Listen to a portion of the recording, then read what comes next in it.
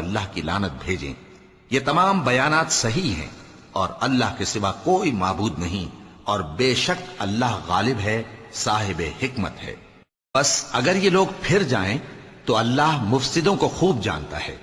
کہہ دو کہ اے اہل کتاب، جو بات ہمارے اور تمہارے دونوں کے درمیان یکساں تسلیم کی گئی ہے اس کی طرف آؤ، وہ یہ کہ اللہ کے سوا ہم کسی کی عبادت نہ کریں اور اس کے ساتھ کسی چیز کو شریک نہ بنائیں، اور ہم میں کوئی کسی کو اللہ کے سوا اپنا کارساز نہ سمجھے۔ پھر اگر یہ لوگ اس بات کو نہ مانیں تو ان سے کہہ دو کہ تم گواہ رہو کہ ہم اللہ کے فرما بردار ہیں۔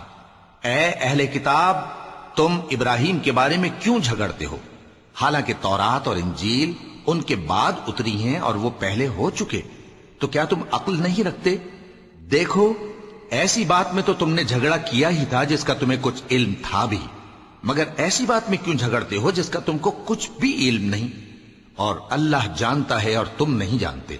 ابراہیم نہ تو یہودی تھے اور نہ عیسائی، بلکہ سب سے بے تعلق ہو کر ایک اللہ کے ہو رہے تھے، اور اسی کے فرما بردار تھے اور مشرکوں میں نہ تھے۔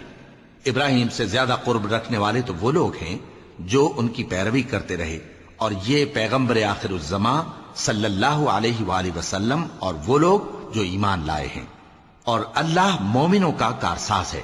اے اہل اسلام، بعض اہل کتاب اس بات کی خواہش رکھتے ہیں کہ کسی طرح تم کو گمراہ کر دیں، حالانکہ یہ تم کو کیا گمراہ کریں گے، اپنے آپ کو ہی گمراہ کر رہے ہیں اور نہیں جانتے۔ اے اہل کتاب، تم اللہ کی آیتوں سے کیوں انکار کرتے ہو اور تم تورات کو مانتے تو ہو؟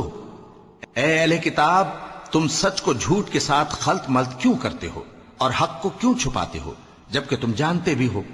اور اہل کتاب کا ایک گروہ اپنے آدمیوں سے کہتا ہے کہ جو کتاب مومنوں پر نازل ہوئی ہے اس پر دن کے شروع میں تو ایمان لے آیا کرو اور اس کے آخر میں انکار کر دیا کرو، تاکہ وہ اسلام سے برگشتہ ہو جائیں، اور اپنے دین کے پیروں کے سوا کسی اور کی بات کا یقین نہ کر لینا۔ اے پیغمبر، کہہ دو کہ ہدایت تو اللہ ہی کی ہدایت ہے۔ وہ یہ بھی کہتے ہیں، یہ بھی نہ ماننا کہ جو چیز تم کو ملی ہے ویسی کسی اور کو بھی مل سکتی ہے۔